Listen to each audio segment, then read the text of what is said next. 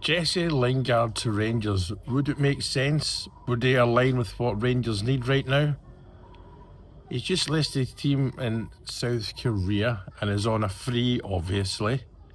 He was, I believe he was, when I say only, he was in £25,000 a week in South Korea, money we could afford.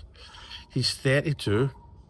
I know there's things around Lingard doesn't want to align to everyone's liking, just the kind of person he can be. But on his day, he's a good footballer. And we have said ourselves, we need an old head. People might say, well, teams in England don't want him. Nobody wanted him in England, that's why he ended up in South Korea of all places. He's left his team with mutual consent, so that could mean a number of things, whether he's just home fed up there or maybe wasn't playing well. I mean, could we sign him in a year contract? You know, a pay-as-you-play, or certainly he wouldn't be wanting millions of pounds a week, you know what I mean? Just putting it out there, because when I saw it the other day, I thought, I wonder, you know. I'm pretty sure Danny Roll and Rangers will be aware that he's about, shall we say. I mean, why not? You know, why not? It wasn't on his game. He was a good player. I know he had some howling games, but he played for Manchester United for a lot of years, came through their academy. You know, would Rangers go and talk to Sir Alex Ferguson about him? You know, would they lift the phone and say, you know, what about Jesse Lingard? To be honest with you, I don't think Lingard would have got away with the stuff he did at Man United when Sir Alex Ferguson was the manager, to be fair, you know. But what, from a footballing sense, you know, as we say, I mean, a few old heads, there's still people saying online, and I've seen it, oh, Rangers shouldn't be signing old guys because we need to sell on profit. We need old guys in our team, a few old guys in our team, to guide the youngsters on the pitch. That's what we're missing a lot of, you know. I see Conor Coady's not getting on too well at Wrexham, and I know people say, well, if he's playing rubbish there, why should we get him? You know yourself, look at Joe Rothwell, a prime example. He's not done well at Rangers. We were told he was going to be a good player for us, but it's not worked. But he could head back down south and play extremely well. I'm not saying we're going for Conor Coady, by the way. It's just a name that's out there. I know he's not getting names from Wrexham.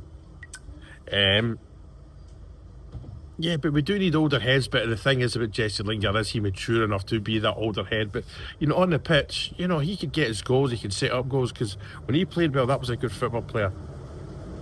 There's no doubt about that. You know, so it's just something, a talking point this morning. Like me and Stacey talked about it in the podcast last night. Now it's Rangers Day. It's actually early for me tonight. It's about 12:45 or something like that tonight in the morning, or tomorrow morning technically. So remember, it's an early kick-off tonight. So if you need to leave your work an hour early or whatever, I think it's 5:45 or 5. No, it's 5:45. I think the game is, or 4:40, 5:45. I can't remember. So tonight's game could be interesting. Who I think, talking about Lyle Cameron, this is a kind of game. If Lyle Cameron doesn't play tonight, he obviously doesn't fit into Danny Roll's way of thinking. You know, I've covered this. You know, and it's a shame as well, but it does happen. You know, we've got to accept that sometimes players just it doesn't fit in, and it's a strange one. Well, I've never seen Joe Rothwell in a position we're told was his strongest, which was an attack-minded midfielder. You know, he's good in the tackle, gets the ball, gets forward and passes it to, you know, the strikers in a layman. He could also hit a good dead ball. He was good with corners, good with penalties, good with free kicks. But he's just, I mean, there's been teams with Danny, he's not even been in the 11. The squad, subs bench. So tonight's game's a bit of a pain in the bum, but it's there and we've got to play it. Will we use it as a kind of I don't want to use training game as the words, because it's not a training game. It's, you know what I mean, a kind of friendly-ish type thing. A game where we experiment, you know. Well, we see Kelly in goal, who knows. But let's see, what's his name? Robbie Keane's their manager as well. So that's, we don't want to be losing against him. you know, we need to do a Kevin Thompson on him.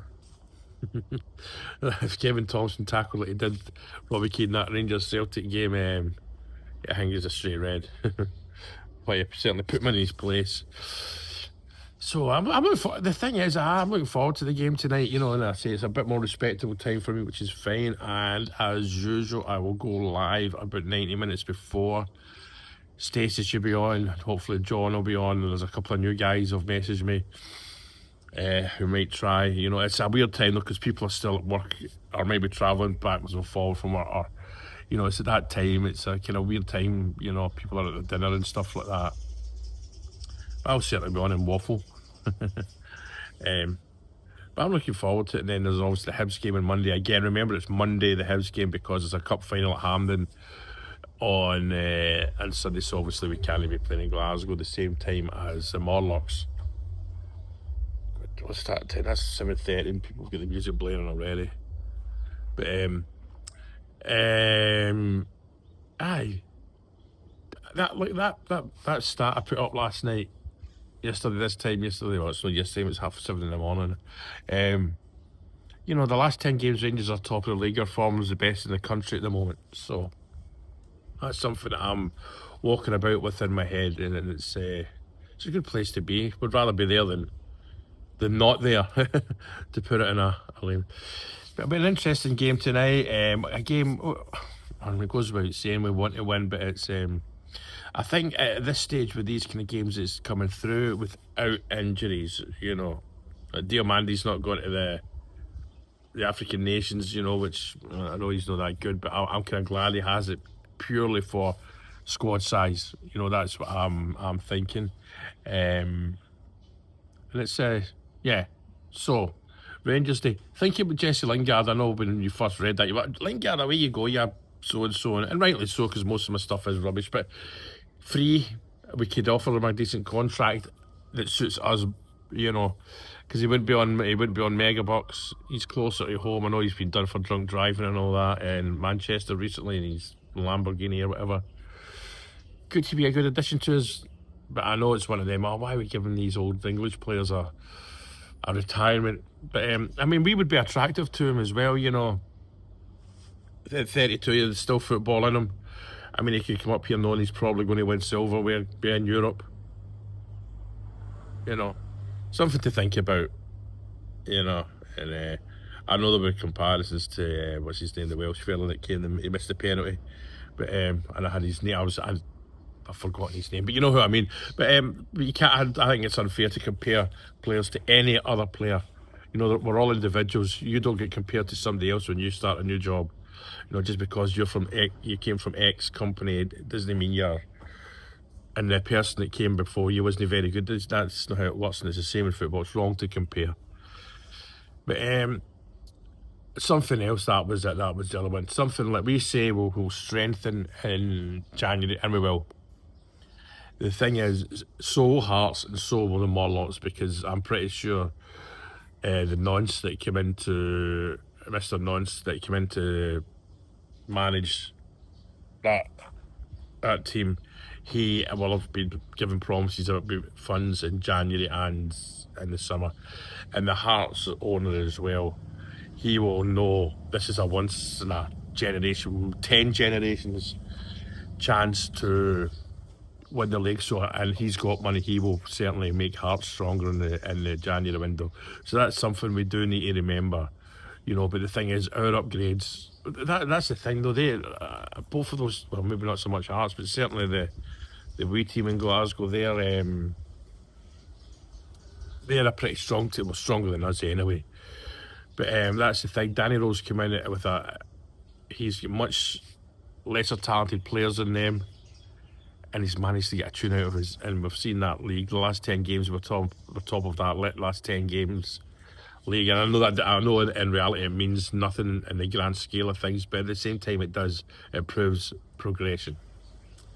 But I just remember Hearts and Celtic they themselves will strengthen. That's something I think we're guilty of forgetting, me included. So anyway, I think it's about to start raining, so I better about go inside. Thanks for listening. Excuse me, I've got hiccups. Thanks for listening as usual. It's Rangers Day. It's always good. Rangers Day is always good, something to think about, but being this 7 hours ahead, it takes a bit longer to get there. All right, cheers.